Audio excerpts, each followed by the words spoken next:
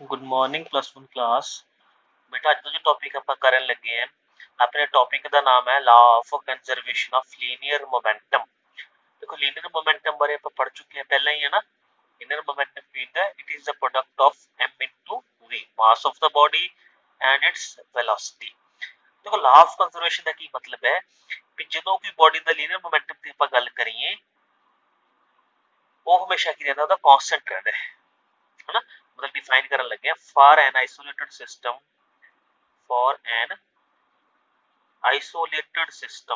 बेटा isolated system वो हुंदा है जिहदे बाहरों कोई फोर्स ना लग रही हो, which is free from external force, which is free from external force. वो सिस्टम ਨੂੰ ਆਪਾਂ आइसोलेटेड सिस्टम कहने जिहदे तो बाहरों कोई फोर्स ना लग रही। For an isolated system the total linear momentum of a system will always conserve। ਜੇ ਕੋਈ आइसोलेटेड सिस्टम है ਜਿਹਦੇ पर बाहरों कोई फोर्स नहीं लग रही तो ਉਹਦਾ टोटल लीनियर मोमेंटम हमेशा ਕੀ ਰਹਿੰਦਾ है, कांस्टेंट रहता है। फॉर एग्जांपल कितना मैं प्रूव की करते हैं। लेट अस कंसीडर मेरे को दो बॉडीज ने, एक बॉडी ए है एक बॉडी बी है, ठीक है जी। दोनों ਦਾ ਇਨੀਸ਼ੀਅਲ मोमेंटम ਕਿੰਨਾ ਹੈ ਆਪਣੇ ਕੋਲ? मान लो ਇਹਦਾ ਇਨੀਸ਼ੀਅਲ मोमेंटम पी ए है, ਇਹਦਾ ਇਨੀਸ਼ੀਅਲ मोमेंटम पी बी है, ठीक है जी। ए बॉडी भी मूव कर रही है, बी भी ताही मोमेंटम होगा। पहली गल ना, जो बॉडीज मूव कर रही ताही उन्हां कोल वेलोसिटी होएगी, दैन ही उन्हां कोल मोमेंटम होएगा। ता आफ्टर सपोज करो कुछ टाइम बाद ए ते बी आपस कोलाइड करके फॉर टाइम डेल्टा टी, इस तरह मान लो तुहाडे कोल आ बॉडी ए है and it is moving with velocity V A, a body B है and it is moving with velocity V B, and V A है ਜਿਹੜੀ ਉਹ वी बी ਤੋਂ ਜ਼ਿਆਦਾ ਹੈ। ਇਹਦਾ ਕੀ ਮਤਲਬ ਹੈ? ਕੁਝ ਟਾਈਮ ਬਾਅਦ ਇਹ ਚ ਟਕਰਾ ਜੂਗਾ। ਜਿਹੜਾ ਇਹਦਾ ਸਪੋਜ਼ ਕੋਲਿਜ਼ਨ ਹੋਇਆ ਉਹ ਡੈਲਟਾ ਟੀ ਟਾਈਮ ਲਈ ਹੋਇਆ, ਹਨਾ। ਇਹਦਾ ਇਨੀਸ਼ੀਅਲ ਮੋਮੈਂਟਮ ਪੀ ਸੀ, ਇਹਦਾ initial momentum P B C. ਤਾਂ ਆਫਟਰ ਕੋਲਿਜ਼ਨ ਇਹਨਾਂ ਦੀ ਵੈਲੋਸਿਟੀ ਚੇਂਜ ਆ ਜਾਣਗੀ। ਜਦੋਂ ਇਹਨੇ ਜੋ ਸਟ੍ਰਾਈਕ ਕੀਤਾ ਇਹਦੀ ਵੈਲੋਸਿਟੀ ਵੱਧ ਜਾਏਗੀ, ਇਹਦੀ ਆਪਣੀ ਵੈਲੋਸਿਟੀ ਡਿਕਰੀਜ਼ ਹੋ ਜਾਏਗੀ, ਤਾਂ ਮੋਮੈਂਟਮ ਵੀ ਚੇਂਜ ਹੋ ਜਾਊਗਾ। ਸਪੋਜ਼ ਕਰੋ ਆਫਟਰ ਕੋਲਿਜ਼ਨ ਇਹਦਾ ਮੋਮੈਂਟਮ ਚੇਂਜ ਹੋ ਕੇ ਪੀ ਏ ਡੈਸ਼ ਹੋ ਗਿਆ, ਇਹਦਾ ਮੋਮੈਂਟਮ ਚੇਂਜ ਹੋ ਕੇ ਪੀ ਬੀ ਡੈਸ਼ ਹੋ ਗਿਆ। तो जे मैं टोटल इनिशियल मोमेंटम लिखा, total initial momentum of two body system,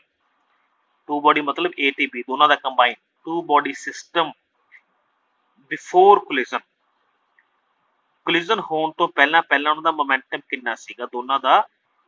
पहले का मोमेंटम पी ए सी, दूजे का मोमेंटम कितना सी? P P. ए तो हो गया उनका कोलिजन होने तो पहला का मोमेंटम। मैं क्वेश्चन नंबर 1 सपोज कर लिया। एवं total momentum after collision, after collision बेटा पहले का हो गया पी ए डैश, दूजे का हो गया सी पी बी डैश, तो टोटल होगा तो P A dash plus P B dash. तो ये रूल ये कहता है भी total momentum before collision will be equal to total momentum after collision. ये मोमेंटम ये कहता है, ये रूल ये कहता है भी जिन्ना मोमेंटम कोलिजन होने तो पहला सीगा उन्ने मोमेंटम कोलिजन होने तो, बेशक दोनों का वैल्यू चेंज हो जाए। जे ए का पहला ज्यादा सी बी का घट सी, सपोज करो आफ्टर कोलिजन ए का घट जे बी का ज्यादा हो जाए, पर टोटल ओवरऑल टोटल मोमेंटम की बॉडी का सेम। अपने आ चीज प्रूफ करनी है, हुण इस चीज का प्रूफ करने लगे। सपोज करो तुहाडे कोल दो बॉडीज ने, वही पहला वाली गल है ना, ए ते बी। ए का मोमेंटम इनिशियली पी ए है, बी का मोमेंटम पी बी है, हो जाएगा, ठीक है। ए मूव कर रहा है, सपोज करो ए बी नाल टकरा गया, डेल्टा टी टाइम कोलिजन होया, जिहड़ा आपां पहला पढ़िया है ना। तो देखो बेटा आप लास्ट टॉपिक पढ़िया सी इंपल्सिव फोर्स। इंपल्सिव फोर्स किहड़ी हुंदी सी? जिहड़ी फोर्स बहुत थोड़े टाइम पीरियड लई लगदी है ना। जो देखो ए बी दे विच टकराऊगा तो इहदा कोलिजन बहुत थोड़े टाइम लई होऊगा। सपोज करो जिहड़ी ए ने बी ते फोर्स लगाई वो एफ ए बी है ना। एफ तो मैं जे इंपल्स लिखा ड्यूरिंग कोलिजन तो ये बन जूगा F A B into delta t। थोड़े याद होवे मैं डिफाइन किया सी इंपल्स नु, it is the product of force and time. Time केड़ा? During that which is during that time during which collision will be takes place, ਜਿੱਥੇ collision ਜਿਹੜੇ time ਦੇ ਵਿੱਚ collision ਹੋ ਰਿਹਾ ਉਹ time। ਤੇ ਤੁਹਾਨੂੰ ਮੈਂ ਇਹ ਵੀ ਦੱਸਿਆ ਸੀ ਕਿ ਇਹਦਾ ਫਾਰਮੂਲਾ P2 - P1 ਵੀ ਹੁੰਦਾ ਚੇਂਜ ਇਨ ਮੋਮੈਂਟਮ ਦੇ ਬਰਾਬਰ ਵੀ ਹੁੰਦੇ, ਆਪਾਂ ਪ੍ਰੂਵ ਕਰ ਚੁੱਕੇ ਹਾਂ। ਹੁਣ ਦੇਖੋ ਆਫਟਰ collision ਜੇ ਮੈਂ ਗੱਲ ਕਰਾਂ ਤਾਂ PA ਦਾ ਮੋਮੈਂਟਮ ਚੇਂਜ ਹੋ ਕੇ PA ਡੈਸ਼ ਹੋ ਗਿਆ ਸੀ, PB ਦਾ ਮੋਮੈਂਟਮ ਚੇਂਜ ਹੋ ਕੇ PB ਡੈਸ਼ ਹੋ ਗਿਆ ਸੀ, ਪ੍ਰੀਵੀਅਸ ਆਪਾਂ ਦੱਸ ਚੁੱਕੇ ਹਾਂ ਗੱਲ ਕਰਨਾ। ਗੱਲ ਕਲੀਅਰ ਹੈ। ਹੁਣ ਦੇਖੋ ਜਦੋਂ ਬੇਟਾ A B ਚ ਟਕਰਾਇਆ ਤਾਂ A ਦੀ ਸਪੀਡ ਘਟ ਗਈ ਆਪਣੀ, ਤਾਂ ਨੈਚੁਰਲ ਦਾ ਮੋਮੈਂਟਮ ਵੀ ਘਟ ਹੋਊਗਾ, ਤੇ B ਦੀ ਸਪੀਡ ਕੀ ਹੈ ਵੱਧ ਗਈ, ਤਾਂ ਨੈਚੁਰਲੀ ਉਹਦਾ ਮੋਮੈਂਟਮ ਵੀ ਕੀ ਹੋਊਗਾ। ਮੇਰੇ ਕਹਿਣ ਦਾ ਮਤਲਬ ਇੱਥੇ PA ਡੈਸ਼ ਹੈ ਜਿਹੜਾ ਉਹ PA ਤੋਂ ਜ਼ਿਆਦਾ ਹੋਊਗਾ, ਤੇ ਸੌਰੀ PA ਡੈਸ਼ ਘੱਟ ਹੋਊਗਾ, ਹਨਾ PA ਜ਼ਿਆਦਾ ਹੋਊਗਾ ਕਿਉਂਕਿ ਉਹਦੀ ਵੈਲੋਸਿਟੀ ਘਟ ਗਈ, ਤੇ PB ਡੈਸ਼ ਹੈ ਜਿਹੜਾ ਉਹ PB ਤੋਂ ਜ਼ਿਆਦਾ ਹੋਊਗੀ, ਉਹਦੀ ਵੈਲੋਸਿਟੀ ਕੀ ਹੈ। ਹੁਣ ਦੇਖੋ ਜਦੋਂ A B ਚ ਟਕਰਾਇਆ ਕੀ ਮੈਂ ਇਹਨੂੰ ਐਵੇਂ ਲਿਖ ਸਕਦਾ, according to the definition of impulse, according to definition of impulsive force the definition ਦੇ according ਤੁਹਾਡੇ ਕੋਲ change in momentum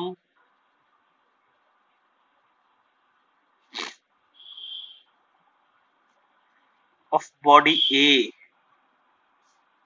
is equal to impulsive force, है ना। तो मैं ये लिख सकता PA - PA डैश बराबर तो की हो गया FAB इंटू डेल्टा टी, है ना। ये पहली बॉडी का मोमेंटम चेंज कितना होया है, इनिशियल चो फाइनल घटावांगे क्योंकि फाइनल इत्थे घट है, force into time. J A का चेंज होया तो मोमेंटम B का भी चेंज होया, फॉर बॉडी B ਲਈ लिखनी होवे जे इक्वेशन में टोटल की हुंदा हो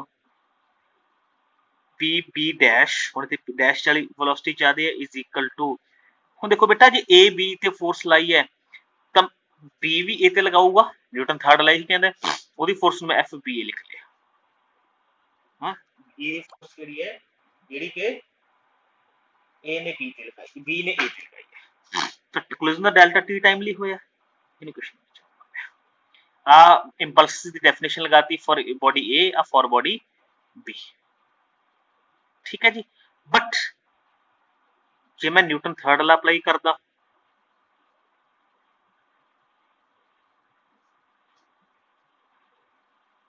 FAB है जेड़ा वो बराबर ऑफ माइनस FBA है, जेडी फोर्स A B ते लगाऊगा वही फोर्स B A ते लगाऊगा बट ऑपोजिट डायरेक्शन च विच लगाऊगा।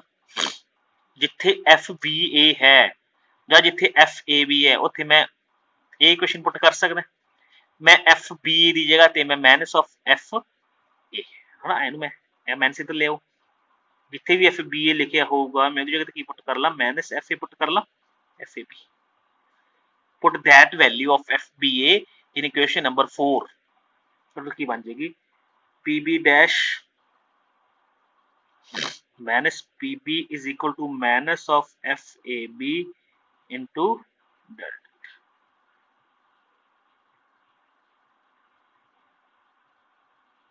ठीक है जी। ਹੁਣ देखो FAB into delta T ਦੀ ਵੈਲਿਊ ਕਿੰਨੀ ਹੈ, PA minus PB dash ਹੈ, ਆ ਇੱਥੇ ਮਾਈਨਸ ਛੱਡ ਦੋ, ਇਹਦੀ ਜਗ੍ਹਾ ਤੇ ਪੁੱਟ ਕਰ ਦੋ PA minus PA dash, ਹੁਣ ਕੀ ਬਣ ਜੂ PB dash minus PB is equal to minus सच है FAB गुना डेल्टा T की जगह तो मैं की पुट कर सकता from equation number 3 PA minus PA dash, इत्थे किहड़ी इक्वेशन पुट कीती है यूज इक्वेशन नंबर 3, then मैं लिख सकता PB dash minus PB is equal to minus of PA plus PA dash,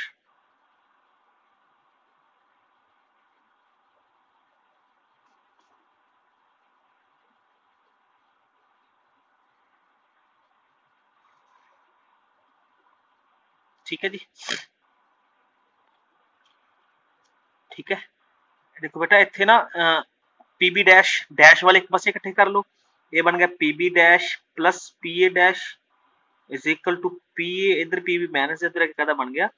plus देखो हो गया तुहाडे कोल प्रूफ आ तुहाडे कोल हो गया इनिशियल मोमेंटम आ तुहाडे कोल हो गया फाइनल मोमेंटम एवें आपां इहदा प्रूफ कर सकते using the Newton third law and definition of impulse force next ਜਿਹੜਾ टॉपिक है ਇਹਦੀ एप्लीकेशन डिस्कस ਕਰਨ ਲੱਗੇ ਆਪਾਂ application of law of conservation of linear momentum rule ਦੀਆਂ कुछ एप्लीकेशन है ਜਿਹੜੀ ਆਪਾਂ ਡੇਲੀ ਲਾਈਫ ਦੇ ਵਿੱਚ ਯੂਜ਼ ਕਰਦੇ ਹਾਂ ਫਸਟ ਜਿਹੜੀ ਐਪਲੀਕੇਸ਼ਨ ਹੈ that is the recoiling of a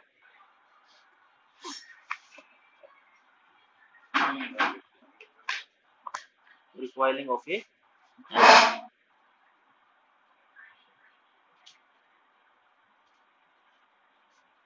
recoil of gun ਦਾ ਕੀ ਮਤਲਬ ਹੈ when a bullet is fired from a gun ठीक है मैं न्यूटन थर्ड लॉ ਦੇ ਵਿੱਚ ਵੀ ਐਗਜ਼ਾਮਪਲ ਦੇ ਸੀ ਜਦੋਂ ਆਪਾਂ ਗੋਲੀ ਫਾਇਰ ਕਰਦੇ ਹਾਂ ਤਾਂ ਬੁਲਟ ਅੱਗੇ ਵੱਲ ਜਾਂਦੀ ਹੈ ਤੇ ਗਨ ਪਿੱਛੇ ਵੱਲ ਜਾਂਦੀ ਹੈ ਇੱਥੇ ਮੋਮੈਂਟਮ ਦਾ ਕੰਜ਼ਰਵੇਸ਼ਨ ਰੂਲ ਕਿਵੇਂ ਲਗਾਵਾਂਗੇ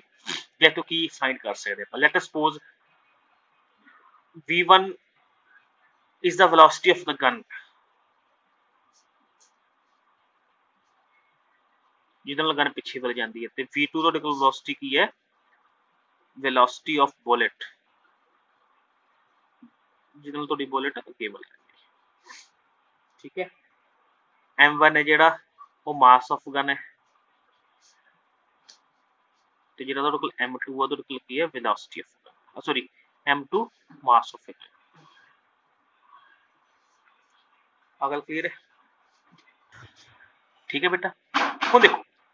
ਇੱਕ ਸਿਸਟਮ ਧਿਆਨ ਚ ਲੈ ਕੇ ਆਓ ਵੀ ਆਪਾਂ ਇੱਕ ਬੁਲਟ ਇੱਕ ਗਨ ਹੈ ਉਹਦੇ ਵਿੱਚ ਬੁਲਟ ਹੈ ਆਪਾਂ ਦੋ ਕੁਝ ਡਿਸਕਸ ਕਰਾਂਗੇ ਬਿਫੋਰ ਫਾਇਰਿੰਗ ਤੇ ਆਫਟਰ ਫਾਇਰਿੰਗ ਕੀ ਟੋਟਲ ਮੋਮੈਂਟਮ ਦਾ ਕੀ ਚੇਂਜ ਹੈ ਪਹਿਲਾਂ ਆਪਾਂ ਬਿਫੋਰ ਫਾਇਰਿੰਗ ਦੀ ਗੱਲ ਕਰਦੇ ਹਾਂ ਬਿਫੋਰ ਫਾਇਰਿੰਗ ਬੁਲਟ ਫਾਇਰ ਕਰਨ ਤੋਂ ਪਹਿਲਾਂ ਦੇਖੋ ਬੇਟਾ ਬੁਲਟ ਫਾਇਰ ਕਰਨ ਤੋਂ ਪਹਿਲਾਂ ਜਿਹੜੀ ਬੁਲਟ ਹੈ ਉਹ ਗਨ ਦੇ ਅੰਦਰ ਬੁਲਟ ਦੀ ਵੈਲੋਸਿਟੀ 0 ਹੈ ਤੇ ਗਨ ਵੀ ਐਟ ਰੈਸਟ ਹੀ ਖੜੀ ਹੈ ਇਹਦਾ ਮਤਲਬ ਬਿਫੋਰ ਕੋਲਿਜ਼ਨ ਜਾਂ before sorry firing the velocity of a gun and velocity of bullet both are 0 ਜੇ velocity ਦੋਨਾਂ ਦੀ 0 ਤਾਂ ਦੋਨਾਂ ਦਾ ਇਨੀਸ਼ੀਅਲ ਮੋਮੈਂਟਮ ਵੀ ਕੀ ਹੋਊਗਾ 0 ਹੋਊਗਾ so I can write before firing as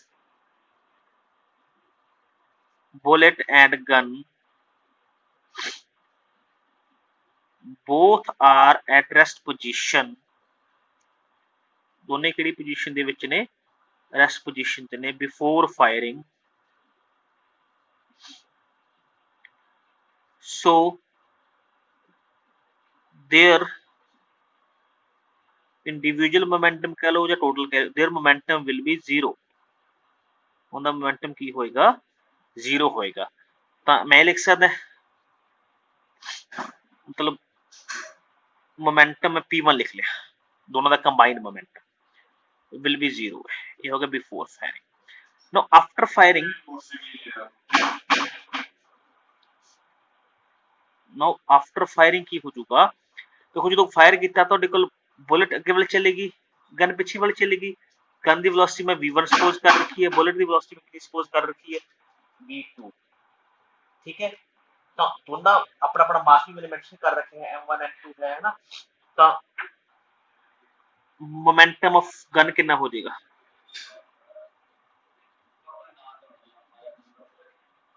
mass m1 C gun the velocity v1 ਸੀ ਤਾਂ gun ਦਾ momentum ਹੋ ਜੂ m1 v1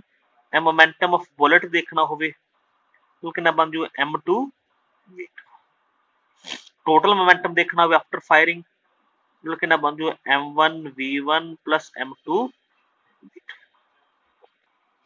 ठीक है जी ये होगा टोटल मोमेंटम आफ्टर कोलिजन ऊपर जेडी क्वेश्चन नंबर 1 है च मुझे लिखे total momentum before collision then apply law of conservation of linear momentum ਦਾ ਕੰਜ਼ਰਵੇਸ਼ਨ ਰੂਲ ਲਗਾ ਦੋ ਉਹ ਇਹ ਕਹਿੰਦਾ ਹੈ ਵੀ ਇਕੁਏਸ਼ਨ 1 ਟੋਟਲ ਮੋਮੈਂਟਮ ਇਹਨੂੰ ਮੈਂ p2 ਸਪੋਜ਼ ਕਰ ਲਾਂ ਜੇ ਤਾਂ p1 ਬਰਾਬਰ p2 ਹੋਊਗਾ ਟੋਟਲ ਮੋਮੈਂਟਮ ਬਿਫੋਰ ਕੋਲਿਜ਼ਨ ਬਰਾਬਰ ਕਾਦੇ ਹੋਊਗਾ ਟੋਟਲ ਮੋਮੈਂਟਮ ਆਫਟਰ ਕੋਲਿਜ਼ਨ ਬਿਫੋਰ ਕੋਲਿਜ਼ਨ ਕਿੰਨਾ ਹੈ ਤੁਹਾਡਾ 0 आफ्टर कोलिजन कितना है ਤੁਹਾਡਾ m1 v1 plus m2 v2 ठीक है ਇੱਥੋਂ ਤੁਸੀਂ v1 ਜਾਂ v2 फाइंड कर सकते हो ठीक है ਜੇ ਸਪੋਜ਼ ਕਰੋ ਮੈਂ v1 फाइंड करना है तो ਤੁਹਾਡੇ ਕੋਲ ਕੀ ਬਣ ਜਾਊਗਾ m1 v1 is equal to minus of m2 v2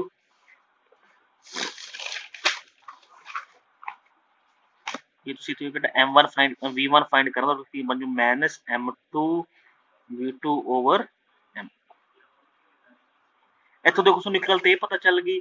ਕਿ ਜਿਹੜੇ v1 ਤੇ v2 ਨੇ ਉਹ ਦੋਨੇ ਇੱਕ ਦੂਜੇ ਦੇ ਆਪੋਜ਼ਿਟ ਨੇ ਕਿਉਂਕਿ ਅੱਗੇ ਮਾਈਨਸ ਆ ਰਿਹਾ v1 is v1 ਤੇ ਵੈਲੋਸਿਟੀ ਆਫ ਗਨ ਸਪੋਜ਼ ਕੀਤੀ ਹੋਈ ਹੈ ਤੇ v2 velocity of bullet suppose ਕੀਤੀ ਹੋਈ ਹੈ ਤਾਂ ਇਹਦਾ ਮਤਲਬ ਬੁਲੇਟ ਤੇ ਗਨ ਦੋਨੇ ਕੀ ਜਾਂਦੇ ਨੇ ਇੱਕ ਦੂਜੇ ਦੇ ਆਪੋਜ਼ਿਟ ਜਾਂਦੇ ਨੇ ਜੇ ਬੁਲੇਟ ਅੱਗੇ ਵੱਲ ਜਾਂਦੇ ਤੇ ਗਨ ਕਿੱਧਰ ਜਾਊਗੀ ਪਿੱਛੇ ਇੱਕ ਗੱਲ ਹੋਰ ਜਿਹੜੀ v1 ਹੈ ਉਹ ਇਨਵਰਸਲੀ ਪ੍ਰੋਪੋਰਸ਼ਨਲ ਹੈ m1 ਤੇ m1 ਕੀ ਸੀਗਾ ਮਾਸ ਆਫ ਗਨ v1 ਕੀ ਸੀ ਉਹਦੀ ਵੈਲੋਸਿਟੀ ਮਤਲਬ heavy the gun smaller will be the velocity ਦੋਨੇ ਆਪਸ ਇਨਵਰਸਲੀ ਪ੍ਰੋਪੋਰਸ਼ਨਲ ਨੇ ਦੈਟ ਮੀਨ ਜਿੰਨੀ ਗਨ ਤੁਹਾਡੀ ਜ਼ਿਆਦਾ ਹੈਵੀ ਹੋਏਗੀ ਤੁਹਾਡੀ ਵੈਲੋਸਿਟੀ ਉਨੀ ਕੀ ਹੋਏਗੀ ਘੱਟ ਠੀਕ ਹੈ ਜਿੰਨੀ ਗਨ ਤੁਹਾਡੀ ਘੱਟ ਭਾਰੀ ਹੋਏਗੀ ਤੁਹਾਡੀ ਵੈਲੋਸਿਟੀ ਉਨੀ ਕੀ ਉਹਦੀ ਬੈਕ ਜਾਣ ਦੀ ਜ਼ਿਆਦਾ ਹੋਏਗੀ that is the application of the linear momentum conservation of linear momentum that is recoiling of a gun next ਇਹਦੇ ਵਿੱਚ ਲਿਖਿਆ ਹੋਇਆ ਸੈਕੰਡ ਜਿਹੜੀ ਐਪਲੀਕੇਸ਼ਨ ਹੈ the while firing the gun must be held tightly to the shoulder while firing the bullet the gun must be tightly held to the shoulder ਜਦੋਂ gun fire ਕਰਨੀ ਹੁੰਦੀ ਹੈ ਤਾਂ ਸ਼ੋਲਡਰ ਤੇ ਉਹਨੂੰ ਬਹੁਤ ਟਾਈਟਲੀ ਫੜ ਕੇ ਰੱਖਣੀ ਪੈਂਦੀ ਹੈ ਨਾ ਇਹ ਤਾਂ ਵੈਸੇ ਕਾਮਨ ਆਬਜ਼ਰਵੇਸ਼ਨ ਹੀ ਹੈ ਉਹ ਆਪਾਂ ਪੜ੍ਹ ਚੁੱਕੇ ਹਾਂ ਜਦੋਂ ਦੇਖੋ ਬੇਟਾ ਆਪਾਂ ਹੁਣੀ ਪੜ੍ਹ ਗਿਆ ਪ੍ਰੀਵੀਅਸ ਐਪਲੀਕੇਸ਼ਨ ਦੇ ਵਿੱਚ ਕਿ ਜਦੋਂ ਬੁਲਟ ਫਾਇਰ ਕਰਦਾ ਤੁਹਾਡੀ ਗਨ ਜਿਹੜੀ ਬੈਕਵਰਡ ਡਾਇਰੈਕਸ਼ਨ ਦੇ ਵਿੱਚ ਜਾਂਦੀ ਹੈ ਤੇ ਜੇ ਆਪਾਂ ਨੂੰ ਟਾਈਟਲੀ ਹੋਲਡ ਨਾ ਕਰਾਂਗੇ then it will harmful to your shoulder ਹਨਾ ਕਿਉਂਕਿ ਆਪਾਂ ਨੂੰ ਪਤਾ ਗਨ ਪਿੱਛੇ ਮਾਸ ਜਿੰਨਾ ਘੱਟ ਹੋਊ ਉਨੀ ਵੈਲੋਸਿਟੀ ਜ਼ਿਆਦਾ ਹੋਏਗੀ ਤਾਂ ਬਹੁਤ ਜ਼ਿਆਦਾ ਵੈਲੋਸਿਟੀ ਗਨ ਕੇ ਪਿੱਛੇ ਵੱਲ ਜਾਂਦੀ ਹੈ ਤਾਂ ਕਰਕੇ ਉਹਨੂੰ ਟਾਈਟਲੀ ਕੀ ਕਰਨਾ ਪੈਂਦਾ ਹੈ ਹੋਲਡ ਕਰਕੇ ਰੱਖਣਾ ਪੈਂਦਾ ਹੈ because after that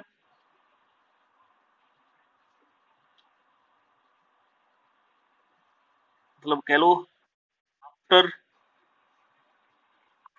firing gun must go backward must move backward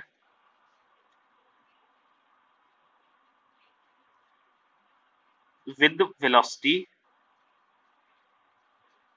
if gun is small gun having small mass then its velocity will be large so it must be harmful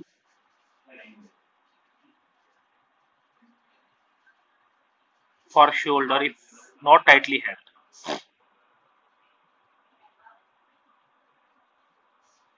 ये tightly ਨੂੰ held ਕਰਕੇ ਨਾ ਰੱਖਾਂਗੇ ਤਾਂ ਆਪਣੇ ਹਾਰਮ ਆਪਣੇ shoulder ਲਈ ਕੀ ਹੋ ਜਾਏਗੀ ਇਹ ਉਹਨੂੰ ਇੰਜਰੀ ਪਹੁੰਚਾ ਦੇਗੀ ਨਾ ਥਰਡ ਐਪਲੀਕੇਸ਼ਨ ਕੀ ਹੈ flight of a rocket and jet planes ਇਹ ਵੀ ਇਸੇ ਦਾ ਐਗਜ਼ਾਮਪਲ ਹੈ ਦੇਖੋ flight of rockets and jet plane देखो वही गल है ਆਪਾਂ ਰੌਕਟ ਦੀ ਐਗਜ਼ਾਮਪਲ ਲੈ ਕੇ ਚੱਲਦੇ ਆਂ ਦੇਖੋ ਜਦੋਂ ਕਿ ਰੌਕਟ ਹੈ ਸਪੋਜ਼ ਕਰੋ ਇਹ ਰੌਕਟ ਹੈ ਤੁਹਾਡੇ ਕੋਲ ਠੀਕ ਹੈ ਜੀ ਇਹਦੇ ਵਿੱਚ ਫਿਊਲ ਹੈ ਇਨੀਸ਼ੀਅਲੀ ਬਿਫੋਰ ਲਾਂਚ ਹੋਣ ਤੋਂ ਪਹਿਲਾਂ ਤੁਹਾਡਾ ਰੌਕਟ ਵੀ ਐਟ ਰੈਸਟ ਹੈ ਤੇ ਫਿਊਲ ਵੀ ਤੁਹਾਡਾ ਐਟ ਰੈਸਟ ਹੈ ਦੈਟ ਮੀਨਸ ਇਸ ਰੌਕਟ ਦਾ ਟੋਟਲ ਜਿਹੜਾ ਇਨੀਸ਼ੀਅਲ ਮੋਮੈਂਟਮ ਹੈ ਉਹ ਜ਼ੀਰੋ ਹੈ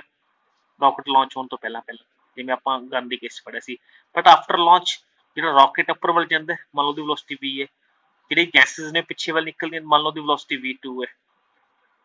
ਰੌਕਟ ਗਨ ਵਾਂਗੂ ਨਾ ਤਾਂ ਮਾਸ ਆਫ ਰੌਕਟ ਵੀ ਕੁਛ ਨਾ ਕੁਛ ਹੋਊਗਾ ਮਾਸ ਆਫ ਫਿਊਲ ਵੀ ਕੁਛ ਨਾ ਕੁਛ ਹੋਊਗਾ then after collision on the momentum m1 v1 plus after collision ਨਹੀਂ after firing after launching momentum in the m1 v1 plus m2 v2 ਹੋ ਜਾਏਗਾ ये तो इक्वेशन नंबर 2 हो जाएगी। अकॉर्डिंग टू द रूल लगा दो m1 v1 plus m2 v2 ਤੁਹਾਡੇ ਕੋਲ ਕੀ ਹੋ ਜਾਏਗਾ 0 ਹੋ ਜਾਏਗਾ। ਇੱਥੋਂ ਆਪਾਂ ਵੈਲੋਸਿਟੀ ਆਫ ਰॉकेट ਵੀ ਫਾਈਂਡ ਕਰ ਸਕਦੇ ਤੇ ਵੈਲੋਸਿਟੀ ਆਫ ਗੈਸਿਸ ਵੀ ਕੀ ਹੈ ਫਾਈਂਡ ਕਰ ਸਕਦੇ ਹਾਂ ਜਿਵੇਂ ਪ੍ਰੀਵੀਅਸ ਕੇਸ ਚ ਕੀਤਾ ਸੀ। ਨੈਕਸਟ ਇੱਕ ਤੁਹਾਡੇ ਕੋਲ ਲਿਖੀ ਹੋਈ ਹੈ when a man jump out of the boat to the shore, ਵੀ ਜਦੋਂ ਕੋਈ ਪਰਸਨ ਹੈ ਉਹ ਬੋਟ ਦੇ ਕਿਨਾਰੇ ਤੇ ਖੜ ਕੇ ਬਾਹਰ ਛਾਲ ਲਗਾਉਂਦਾ ਹੈ। ਦੇਖੋ when boat is pushed slightly away from the shore, ਮਤਲਬ ਐ ਮੰਨ ਲਓ ਜਿੱਥੇ ਨਿਊਟਨ ਥਰਡ ਲਾ ਲੱਗਦਾ ਉੱਥੇ ਫੋਰਸ ਲੱਗਦਾ, ਉੱਥੇ ਇਹ ਰੂਲ ਓਬੇ ਹੋਊਗਾ। ਦੇਖੋ ਜਦੋਂ ਆਪਾਂ ਛਾਲ ਮਾਰਾਂਗੇ ਜਦੋਂ ਆਪਾਂ ਛਲਾਂਗ ਮਾਰਾਂਗੇ ਨਾ ਤਾਂ ਬੁਲੇਟ ਪਰਸਨ ਹੈ ਜਿਹੜਾ ਆਪਣੇ ਫੀਟਸ ਨਾਲ ਪ੍ਰੈਸ ਕਰੂਗਾ, ਠੀਕ ਹੈ ਜੀ। ਤਾਂ ਇੱਥੋਂ ਆਪਾਂ ਇੱਕ ਇਹ ਜਦੋਂ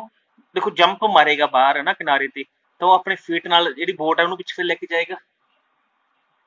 ਠੀਕ ਹੈ। ਜਿੰਨੀ ਵੈਲੋਸਿਟੀ ਨਾਲ ਉਹ ਪਿੱਛੇ ਵੱਲ ਧੱਕੂਗਾ ਉਨੀ ਵੈਲੋਸਿਟੀ ਨਾਲ ਅੱਗੇ ਵੱਲ ਜਾਊਗਾ।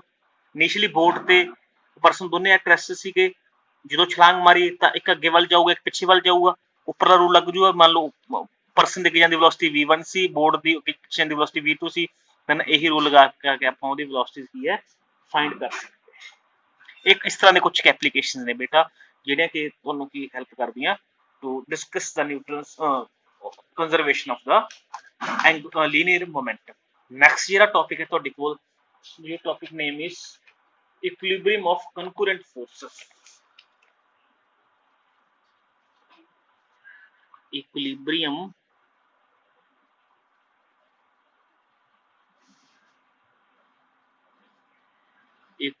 of concurrent forces। तो इक्विलिब्रियम वर्ड का मतलब होता है बैलेंस, है ना, balance of forces concurrent forces। तो सब तो पहला बेटा आपको concurrent forces पता होने चाहिए की ने ना। concurrent forces किहड़ियां हुंदियां, the forces which are acting on a single point, ਉਹ ਫੋਰਸ ਜਿਹੜੇ ਕਿਸੇ ਸਿੰਗਲ ਪੁਆਇੰਟ ਤੇ ਲੱਗ ਰਹੀਆਂ ਹੋਣ ਉਹਨੂੰ ਆਪਾਂ ਕੀ ਬੋਲਾਂਗੇ are known as concurrent forces। the forces which are acting on a single point are called concurrent forces। for example ਕਿਵੇਂ let us consider ਆਪਾਂ ਟਗ ਆਫ ਵਾਰ ਦੀ ਗੱਲ ਕਰ ਲਈਏ ਜਾਂ ਐ ਮੰਨ ਲਓ ਸਿੰਗਲ ਪੁਆਇੰਟ O ਹੈ, ਇੱਥੇ F1 ਫੋਰਸ ਇੱਧਰ ਲੱਗ ਰਹੀ ਹੈ F2 ਫੋਰਸ ਇੱਧਰ ਲੱਗ ਰਹੀ ਹੈ। ਦੇਖੋ ਦੋਨੋਂ ਫੋਰਸਿਸ ਨੇ ਉਹ O ਪੁਆਇੰਟ ਤੇ ਹੀ ਅਪਲਾਈ ਹੋ ਰਹੀਆਂ, ਤਾਂ ਦੋਨੋਂ ਫੋਰਸਿਸ F1 ਤੇ F2 ਕਿਹੜੀਆਂ ਹੋਣਗੀਆਂ ਤੁਹਾਡੇ ਕੋਲ concurrent forces ਹੋਣਗੀਆਂ because they are acting on a single point। ਜੇ ਇਹ ਫੋਰਸ ਇਕੁਇਲਿਬ੍ਰੀਅਮ ਚ ਹੋਣਗੇ ਤਾਂ ਉਹਦਾ ਕੀ ਮਤਲਬ ਹੈ and these force are said to be in equilibrium if net force will be zero on that point। ਜਿਹੜੇ ਪੁਆਇੰਟ ਤੇ ਫੋਰਸ ਲੱਗ ਰਹੀਆਂ ਨੇ ਜੇ ਉਸ ਪੁਆਇੰਟ ਤੇ ਟੋਟਲ ਫੋਰਸ ਤੁਹਾਡੀ ਜ਼ੀਰੋ ਹੋ ਜੇ ਦੈਨ ਆਪਾਂ ਕੀ ਕਹਾਂਗੇ ਤੁਹਾਡੀ ਫੋਰਸਿਸ ਕੀ ਨੇ ਇਕੁਇਲਿਬ੍ਰੀਅਮ ਚ ਨੇ। ਦੇਖੋ ਬੇਟਾ ਇਹਨਾਂ ਦੋਨਾਂ ਦਾ ਜੇ ਮੈਂ ਗੱਲ ਕਰਾਂ F1 F2 ਦਾ ਜੇ ਰਿਜ਼ਲਟੈਂਟ ਫੋਰਸ ਦੀ ਗੱਲ ਕਰਾਂ ਤੁਹਾਡੇ ਕੋਲ ਬਣ ਜੂ F1 plus F2 ਤੇ ਇਹ ਤੁਹਾਡਾ ਕਾਹਦੇ ਬਰਾਬਰ ਹੋਣਾ ਚਾਹੀਦਾ ਜ਼ੀਰੋ ਦੇ ਬਰਾਬਰ ਹੋਣਾ ਚਾਹੀਦਾ। ਜਨ ਆਪਾਂ ਕਹਾਂਗੇ ਤੁਹਾਡੇ ਸਿਸਟਮ ਕਾਹਦੇ ਵਿੱਚ ਹੈ ਇਕੁਇਲਿਬ੍ਰੀਅਮ ਦੇ ਵਿੱਚ। ਇੱਥੋਂ ਆਪਾਂ ਇਹ ਕਹਿ ਸਕਦੇ ਹਾਂ F1 ਤੁਹਾਡੇ ਕੋਲ ਬਰਾਬਰ ਆਫ ਮਾਈਨਸ F2 ਹੈ, ਹਨਾ, ਮਤਲਬ ਇਹ ਕੀ ਹੋਵੇ ਕਰਨੇ ਚਾਹੀਦੇ ਨਿਊਟਨ ਥਰਡ ਲੋ। ਐਵੇਂ ਜੇ ਤੁਹਾਡੇ ਕੋਲ ਤਿੰਨ ਫੋਰਸਿਸ ਨੇ ਜਿਵੇਂ ਸਪੋਜ਼ ਕਰੋ ਆਹ ਪੁਆਇੰਟ O ਹੈ, ਇੱਕ ਫੋਰਸ ਤੁਹਾਡੇ ਕੋਲ F1 ਇੱਧਰ ਲੱਗ ਰਹੀ ਹੈ, ਫੋਰਸ ਤੁਹਾਡੇ ਕੋਲ ਇੱਧਰ ਲੱਗ ਰਹੀ ਹੈ, ਇੱਕ ਫੋਰਸ ਤੁਹਾਡੇ ਕੋਲ ਇੱਧਰ ਲੱਗ ਰਹੀ ਹੈ। ਇਹ ਤਿੰਨੋਂ ਫੋਰਸਿਸ ਨੂੰ ਆਪਾਂ ਕੰਕਰੈਂਟ ਫੋਰਸਿਸ ਕਹਾਂਗੇ ਕਿਉਂਕਿ ਤਿੰਨੋਂ ਇੱਕ ਸਿੰਗਲ ਪੁਆਇੰਟ O ਤੇ ਅਪਲਾਈ ਹੋ ਰਹੀਆਂ ਤੇ ਤਿੰਨੋਂ ਫੋਰਸਿਸ ਤੁਹਾਡੀਆਂ ਇਕੁਇਲਿਬ੍ਰੀਅਮ ਚ ਵੀ ਹੋਣਗੀਆਂ ਜੇ ਇਹਨਾਂ ਤਿੰਨਾਂ ਦਾ ਜੋੜ ਤੁਹਾਡੇ ਕੋਲ ਕਾਹਦੇ ਬਰਾਬਰ ਹੋਊਗਾ ਬਰਾਬਰ ਜ਼ੀਰੋ ਹੋਏਗਾ, ਠੀਕ ਹੈ। ਇਸ ਤਰ੍ਹਾਂ ਇਸ ਰੂਲ ਨੂੰ ਆਪਾਂ ਜਨਰਲਾਈਜ਼ ਵੀ ਕਰ ਸਕਦੇ ਹਾਂ ਜੇ ਤੁਹਾਡੇ ਕੋਲ n ਫੋਰਸਿਸ ਨੇ, n forces are acting on a single point, acting on a single point। ਜੋ ਸਾਰੇ ਫੋਰਸਿਸ ਕੀ ਹੋਣਗੀਆਂ ਤੁਹਾਡੇ ਕੰਕਰੈਂਟ ਹੋਣਗੀਆਂ ਜੇ ਉਹਨਾਂ ਸਾਰਿਆਂ ਦਾ ਜੋੜ F1 F2 up to Fn ਬਰਾਬਰ ਤੁਹਾਡੇ ਕੋਲ ਜ਼ੀਰੋ ਹੋਇਆ ਜਦੋਂ ਸਾਰੇ ਫੋਰਸਿਸ ਆਪਸ ਕਾਹਦੇ ਬਰਾਬਰ ਹੋਣਗੀਆਂ ਇਕੁਇਲਿਬ੍ਰੀਅਮ ਦੇ ਵਿੱਚ। this is your topic equilibrium of concurrent forces. Next topic बेटा अपन थर्ड बी चैप्टर करांगे स्टार्ट ਇਹਦੇ ਕੁਝ एग्जांपल डिस्कस करांगे ਆਪਾਂ नेक्स्ट वीडियो ਵਿੱਚ